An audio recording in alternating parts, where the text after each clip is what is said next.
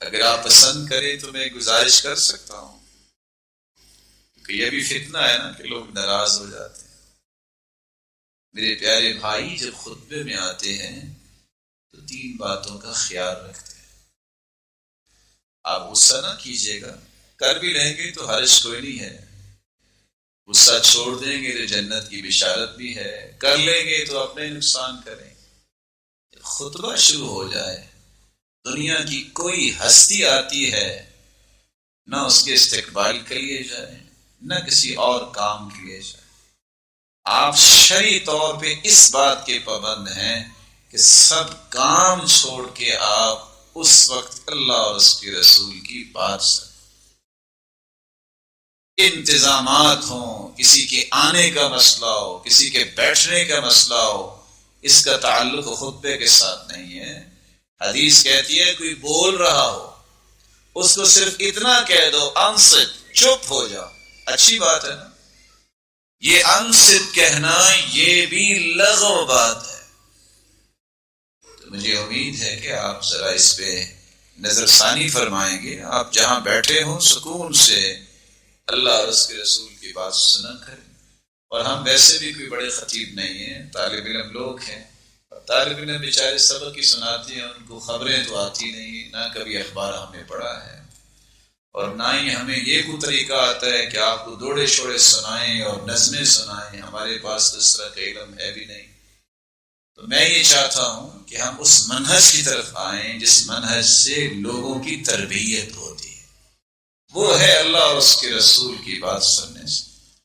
اور دوسری بڑے ادب سے گزارش ہے، اب چونکہ میں جمعہ پڑھا رہا ہوتا ہوں، کبھی میرا جی چاہتا ہے کہ میں 2 منٹ اتر کے جو تھکے ہوئے ہیں ان کو دبا دوں۔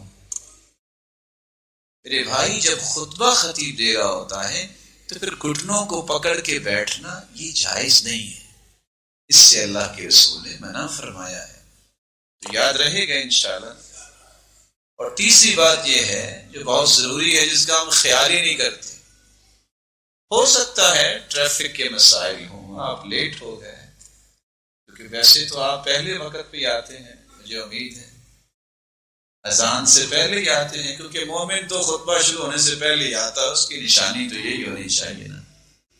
لیکن اگر آپ لیٹ بھی ہو گئے ہیں تو میرے پیارے اور معزز بھائی اور محترم بزرگ، سنت یہ ہے کہ آپ جب مسجد میں داخل ہوں، خطبہ ہو رہا ہے، آپ جب تک 2 رکعتیں نہیں پڑھ لیتے اس وقت تک آپ کو بیٹھنا نہیں چاہیے۔ سلیک الغطفانی رضی اللہ تعالی عنہ، کیا نام میں نے بولا؟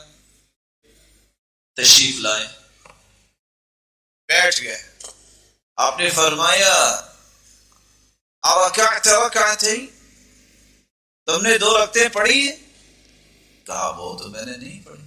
فرمایا قم فصلی رکعتین، اٹھو پہلے 2 رکعتیں پڑھو پھر بیٹھو۔ میرے بھائی یہ تربیت کی بات ہے، غصے کی بات نہیں ہے کہ مجھے اتنا ادب تو آنا چاہیے کہ میں اگر مسجد میں آیا ہوں تو مجھے کیا کرنا ہے۔ ہم کس چیز کے انتظار میں ہیں؟ کتنے کو اور بڑے ہونا چاہتے ہیں؟ ہماری زندگیاں کتنے کو ہیں؟ ہمیں اللہ کے قریب ہونے کی کوشش کرنی چاہیے۔ ہم قبر کے قریب ہو رہے ہیں، اس سے پہلے اپنے رب کے قریب ہونا چاہیے۔ تو مجھے امید ہے کہ آپ ان 3 باتوں پہ توجہ دیا کریں گے۔ رسول اکرم صلی اللہ علیہ وآلہ وسلم کی بات سے بڑھ کے کسی کی بات